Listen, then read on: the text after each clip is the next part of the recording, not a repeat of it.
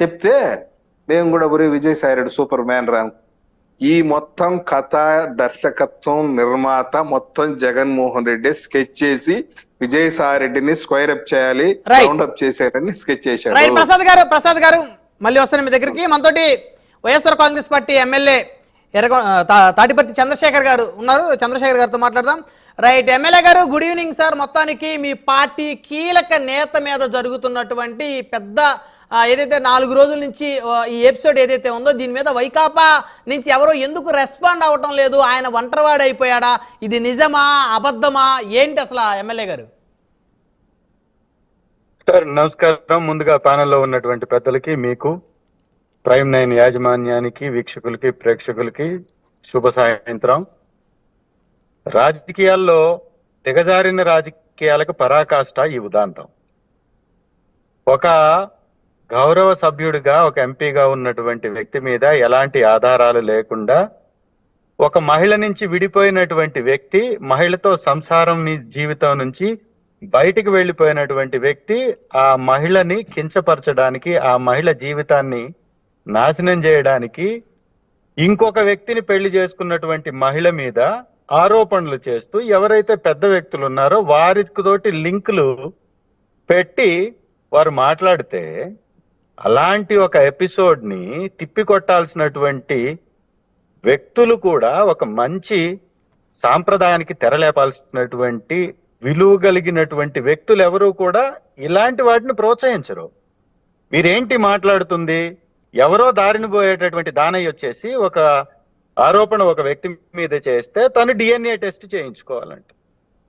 Sir, ఒక మహిళ, గిరిజన మహిళ, ఆ మహిళ వచ్చి ఏడుస్తూ మీడియా ముందు కూర్చొని కావాలని నా భర్త ఇలా చేస్తున్నాడు, అతనితోటి నేను విడిపోయి ఇంకొక వివాహం చేసుకొని నేను వారితో సంతోషంగా ఉన్నాను, వారి ద్వారా బిడ్డను కనబోతున్నానని చెప్పిన తర్వాత ఇంకా చర్చ ఎక్కడుంది? దీని మీద ఎక్కడ స్కోప్ ఉంది మాట్లాడడానికి? ఎంత దిగజారి వీరు రాజకీయం చెయ్యాలో అంత దిగజారి రాజకీయం చేస్తున్నారు. సుప్రీంకోర్టు ఎలాంటి తప్పు జరగలేదు, ఏ విధంగా కూడా వారిని రఘురామకృష్ణరాజు మీద పెట్టేసి జగన్మోహన్ రెడ్డి గారి మీదే కేసు రాసినటువంటి వ్యక్తులు దీని మీద మాట్లాడడానికి హద్దు లేదు. దీని మీద మాట్లాడడానికి ఇంకా హద్దు లేదు. ఎంతకైనా దిగజారిపోతారు వీళ్ళు. ఎంతకైనా ఎవరి మీద అయినా, ఎవరితో అయినా లింకులు పెట్టగలుగుతారు. దీని గురించి ఏం మాట్లాడుతున్నాం? రెండవది రమణాయుడు గారు,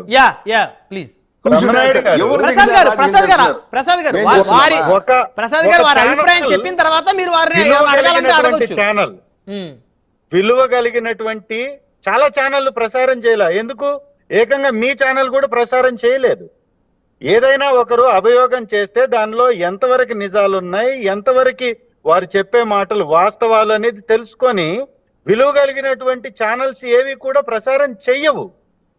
కొన్ని ఛానల్స్ మాత్రం వ్యక్తిగత కారణాలతోటి, వ్యక్తిగత ద్వేషంతో, వారి యొక్క ఆర్థిక లావాదేవీల కోసం, లేకపోతే మభ్యపెట్టి వారిని బెదిరించి డబ్బు లాక్కోవడం కోసం కొన్ని ఛానల్స్ చేస్తాయి అట్లాంటివి.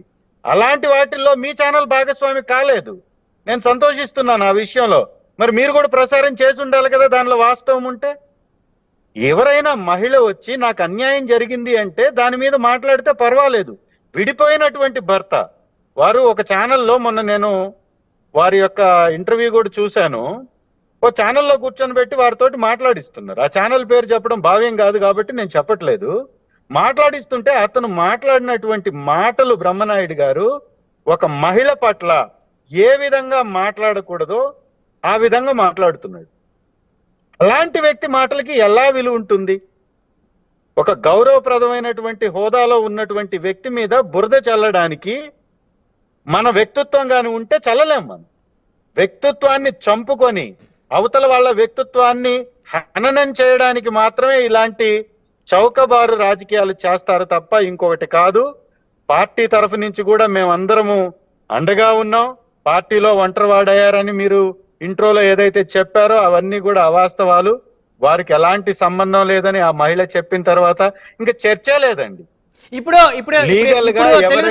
తెలుగుదేశం అధికార ప్రతినిధిగా ఉన్న తీసుకుంటామన్నారు సప్తగిరి ప్రసాద్ గారు, తెలుగుదేశం పార్టీకి ఏం సంబంధం దీనిలో? దీని వెనక జగన్మోహన్ రెడ్డి గారు ఉన్నారు, వారికి ఆర్థిక లావాదేవీలు ఉన్నాయి. సో ఆర్థిక లావాదేవీలకు సంబంధించి విజయసాయి రెడ్డి గారిని జగన్మోహన్ రెడ్డి గారే ఒక ప్లాన్డ్ గా పథకం ప్రకారం ఇదంతా ఆయనే స్క్రిప్ట్ రచించారని చెప్పేసి ఇప్పుడు ప్రసాద్ గారు మాట్లాడుతూ ఉన్నారు. అదే వారికి రాసిచ్చినట్లున్నారు, వారు చదువుతున్నారు. ఇక్కడ వారికి రాసిచ్చినటువంటి స్క్రిప్ట్ వారిని ఏమైతే చేయమన్నారో, ఏదైతే మాట్లాడమన్నారో వారు మాట్లాడుతున్నారు. కాబట్టి అది వారి విజ్ఞత మీద వదిలేద్దాం, దాన్ని వారి విజ్ఞత మీద వదిలేద్దాం. ఒక పార్టీకి ముఖ్యమైనటువంటి నేతగా ఉన్నటువంటి వ్యక్తి మీద ఎవరన్నా తన పార్టీ వాళ్లే దాడి చేయించుకుంటారండి? అంటే చంద్రబాబు నాయుడు గారు కూడా గతంలో మీ నాయకుల మీద ఇదే విధంగా చేయించారా? ఏం మాట్లాడతాం మనం? మాట్లాడేటప్పుడు ప్రజలు హర్షిస్తారా లేదా అనేటటువంటి ఆలోచన చేసి మాట్లాడాలి తప్ప ఇంత దిగజారి మాట్లాడడం అనేది అది. ఒక నిమిషం చంద్రశేఖర్ గారు, మిమ్మల్ని ఏదో అడగాలనుకున్నారు, ప్రసాద్ గారు అడగండి. ప్రసాద్ గారు 100 అడుగుతారు, అవన్నీ మనం సమాధానం చెప్పాల్సిన అవసరం లేదు. ఎందుకంటే వారు మాట్లాడినటువంటి మాటలు విన్న తర్వాత ఇక ఈ చర్చలో పాల్గొనడమే అనవసరం అనిపించింది. ఎందుకంటే ఎలాంటి ఆధారాలు లేకుండా మహిళ వచ్చి, ఎవరైతే బాధిత మహిళ ఉందో ఆ గిరిజన మహిళ, ఒక గిరిజన మహిళని అంత కించపరిచి అంత దిగజార్చి మనం మాట్లాడుతున్నామంటే మనం విలువలు ఎక్కడున్నాయి ఒకసారి ఆలోచించండి. ఎంత వెనుకబడినటువంటి తరగతికి చెందినటువంటి మహిళ అయితే ఈ విధంగా మాట్లాడతామా? ఈ విధంగా వారిని దిగజార్చి మాట్లాడతామా? లేనటువంటి రంగుని అంటగట్టి మాట్లాడతామా? ఎంత దౌర్భాగ్యం! మీ దగ్గర సమాధానం చెప్పండి. రమణాయుడు గారు నేను చెప్పేది కాదు సార్, మీరు సభ్యులు కట్ అయిన తర్వాత ఏమైనా చెప్పాలండి. నేనేమంటున్నానంటే, రమణాయుడు గారు, నేను ట్రావెల్ చేస్తున్నాను, నియోజకవర్గంకి వెళ్తున్నాను నేను. మీరు మాట్లాడినట్టుగా ఇంట్రోలో పార్టీ వారిని ఏదో ఇబ్బంది పెడుతుంది అన్నట్టుగా వారు మాట్లాడిన మాటలకు గాని ఒకటే సమాధానం, పార్టీ వారికి అండగా ఉంటుంది. తెలుగుదేశం ఎన్డీఏ ప్రభుత్వ కూటమి ఏర్పడ్డ తర్వాత నుంచి సామాన్య కార్యకర్త నుంచి ముఖ్యమంత్రి, మాజీ ముఖ్యమంత్రి గారి దాకా అందరి మీద ఇలాంటి నిందలు, దాడులు, అభియోగాలు, కించపరిచేటటువంటి వ్యాఖ్యలు, ఇబ్బంది పెట్టే కార్యక్రమాలు, ఎవరన్నా ప్రభుత్వానికి వ్యతిరేకంగా మాట్లాడితే వారి మీద దాడి చేయడాలు, ఇది వారి విధానంగా మారిపోయింది.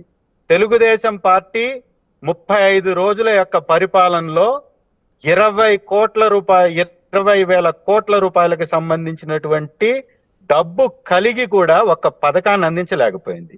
14,200 కోట్ల రూపాయలు అప్పు చేసింది. 9,000 కోట్లు ఆర్బిఐ దగ్గర నుంచి, 2,000 కోట్లు మార్క్ ఫెడ్ నుంచి, ఎన్సిడిసి దగ్గర నుంచి ధాన్యం కొనుగోలు కోసం 3,200 కోట్లకి కేబినెట్ ఆమోదం ఇచ్చి 14,200 కోట్లు, అంటే 35 రోజుల్లో 14,200 కోట్లు. వీళ్ళు యాక్టివ్ గా ప్రభుత్వాన్ని నడపబట్టి 25 రోజులు అవుతుంది. 25 రోజుల్లో 14,200 కోట్లు అప్పు చేసినటువంటి ఈ ప్రభుత్వం దాన్ని డైవర్ట్ చేయడానికి రోజుకు 560 కోట్లు వస్తుందండి లెక్క. ఒకసారి కానీ చూసుకుంటే 560 కోట్ల రూపాయలు ఒక రోజుకి అప్పు చేస్తున్నటువంటి ఈ ప్రభుత్వం ప్రజల యొక్క అటెన్షన్ ని డైవర్ట్ చేయటానికి, ప్రజల యొక్క వ్యతిరేకత వస్తుందనేటటువంటి వ్యతిరేక భావాన్ని పక్కకు తప్పించటానికి వైఎస్ఆర్ కాంగ్రెస్ పార్టీ మీద, మా ప్రభుత్వం మీద, ప్రభుత్వంలో పనిచేసినటువంటి వ్యక్తుల మీద, ఏకంగా అధికారుల మీద కూడా ఇలాంటి వార్తల్ని వండి వార్చి వడ్డించి వారికి అనుకూలమైనటువంటి మీడియా వ్యవస్థలో ప్రసారం చేసుకొని ఆ ఆనందంలో వారు బతికేస్తున్నారు. కాబట్టి అలాంటి వాటికి సమాధానం చెప్పాల్సిన అవసరం లేదు. లీగల్ గా వారు యాక్షన్ తీసుకుంటానన్నారు విజయసాయి రెడ్డి గారు. ఖచ్చితంగా దీనిలో ఎవరు పాత్రదారులుగా, సూత్రధారులుగా ఉన్నారో వారందరి మీద యాక్షన్ తీసుకుంటారు. మేమందరం కూడా వారికి అండగా ఉంటాం. రైట్. అయితే వెరీ మచ్. ఒక్క విషయం ఎమ్మెల్యే గారు, ఒక్క విషయం అంటే ఇప్పుడు నేను ఇంట్రడక్షన్ లో కూడా చెప్పాను, విజయసాయి రెడ్డి గారి, శాంతి గారికి సంబంధించినటువంటి వారి మధ్య ఉన్నటువంటి ఏదైతే దానికి సంబంధించిన చర్చ అయితే కాదు ఇది. అయితే ప్రధానంగా సాయి రెడ్డి గారికి పార్టీకి మధ్య ఉన్నటువంటి చర్చ అని చెప్పాను. ఎందుకంటే ఒక మహిళని అందుకే కదా పార్టీ అండగా ఉంటుంది, వీళ్ళు వండి వార్చి వడ్డిస్తున్నటువంటి కథనాలు తప్ప దానిలో ఎలాంటి వాస్తవాలు లేవు. వారికి పార్టీ అండగా ఉంటుంది, మేమందరం చంద్రశేఖర్ గారు అండగా ఇక్కడ చంద్రశేఖర్ గారు రెండు విషయాలు. మీరు అధికారంలో ఉన్నప్పుడు వ్యక్తిగతంగా చంద్రబాబు నాయుడు గారిని, అదేవిధంగా సాక్షాత్తు భువనేశ్వర్ గారిని ఏ విధంగా వ్యక్తిత్వ హననం జరిగింది ఆ రోజు, అదేవిధంగా ముఖ్యమంత్రి హోదాలో మరి జగన్మోహన్ రెడ్డి గారు, పవన్ కళ్యాణ్ గారి పెళ్లిళ్ళు ప్రస్తావన పదే తీసుకొని వచ్చి ప్రభుత్వ సభల్లో ఏ విధంగా మాట్లాడారో, మరి ఆ రోజు వాళ్ళు ఎంత బాధపడి ఉంటారు, వాళ్ళ కుటుంబాలు ఎంత బాధపడి ఉంటాయి, వాళ్ళ అభిమానులు ఎంత బాధపడి ఉంటారు. ఎమ్మెల్యే గారు మరి ఆ బాధ ఈ బాధను కంపేర్ చేసుకుంటే, అంటే మనం చేసింది ఆ రోజు తప్పు చేశాం ఎవరు తప్పుగా మాట్లాడినా వారి కుటుంబాలు బాధపడతాయి ఖచ్చితంగా. జగన్మోహన్ రెడ్డి గారు ఎప్పుడు కూడా ఆ విధంగా మాట్లాడలేదు. ఇవాళ చంద్రబాబు నాయుడు గారు బెత్తం పట్టుకొని శ్వేతపత్రాల పేరుతోటి అబద్ధపు పత్రాలు చదువుతూ లెక్కలు చెబుతూ వారు మాట్లాడుతుంది ఏందండి, జగన్మోహన్ రెడ్డి గారు ఒక భూతం, ఆ భూతాన్ని భూస్థాపితం చేస్తాం, ఈ భూమి మీద లేకుండా చేస్తాం, ఆ పనిని ఇంకొకరికి అప్పచెప్పామని మాట్లాడుతున్నారు. ఇంతకంటే దిగజారు ఎవరు మాట్లాడలేదే. భూమి మీద లేకుండా చేస్తామని ఎవరు మాట్లాడలేదే. భూమి మీద లేకుండా చేస్తామంటే ఏందండి, భూస్థాపితం చేస్తామంటే ఏంటండి, ఏంటి దాని అర్థం? అంటే వారు రాజకీయంగా అంటున్నారు, వ్యక్తిగతంగా కాదు, రాజకీయంగా చేస్తామని చెప్పారు. ప్రధానమంత్రి అభ్యర్థి, ఒక ముఖ్యమంత్రి అభ్యర్థి, ఇంకొక ముఖ్యమంత్రి అభ్యర్థి పోటీ చేసినా కూడా 40% ఓట్లు సాధించినటువంటి పార్టీ మాది. ఆ పార్టీ మీద మీరు మాట్లాడడానికి మీకు ఏం రైట్ ఉంది? మీ పార్టీ 100 రకాల మాటలు మాట్లాడుతున్నారు. వారు ఏం మాట్లాడుతున్నారో వారికి అర్థం కానటువంటి పరిస్థితి. ఏకంగా చంద్రబాబు నాయుడు వారి యొక్క